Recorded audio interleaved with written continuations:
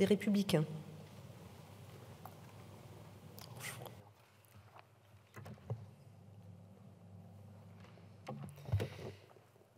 Madame la Présidente, Madame la Ministre, Monsieur le Président de la Commission, Monsieur le rapporteur, mes chers collègues, nous sommes réunis cet après-midi en cette fin de session pour adopter le projet de loi autorisant la ratification du protocole du 30 avril 2010 à la Convention internationale de 1996 sur la responsabilité et l'indemnisation pour les dommages liés au transport par mer de substances nocives et potentiellement dangereuses.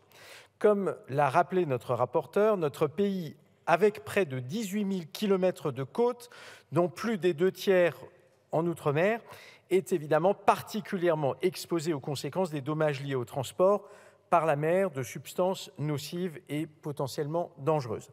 Certaines de nos côtes ont été durablement touchées, hélas, par des catastrophes qui ont marqué nos concitoyens, que ce soit l'Amoco Cadiz en 1978, l'Erika en 1999 ou plus proche de nous, le Prestige en 2002. Ces événements dramatiques ont été particulièrement symboliques, mais ils ne sont pas les seuls et masquent parfois de potentielles catastrophes qui sont moins visibles, notamment les risques chimiques, pour ne prendre que cet exemple. Ce sont elles qui sont concernées par cette convention.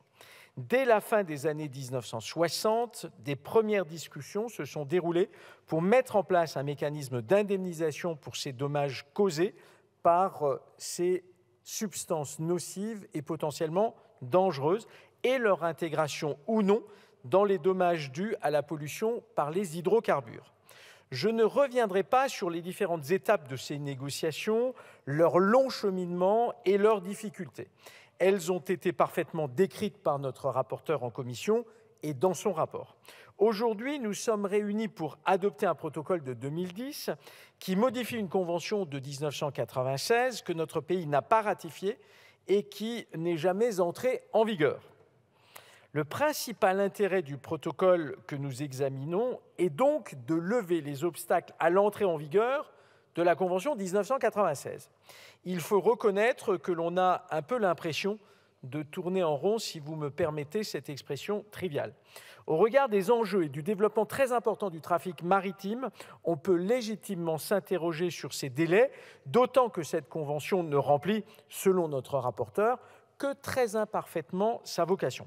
Cette convention a donc pour objectif de renforcer le régime d'indemnisation pour les dommages pouvant résulter du transport de marchandises dangereuses par mer, tant les dommages de pollution que les dommages corporels et les atteintes aux biens.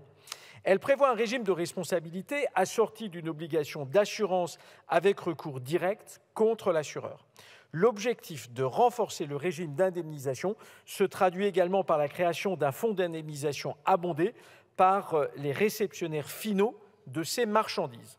Ce fonds renforce de toute évidence l'application effective du fameux principe pollueur-payeur. Parce que l'approbation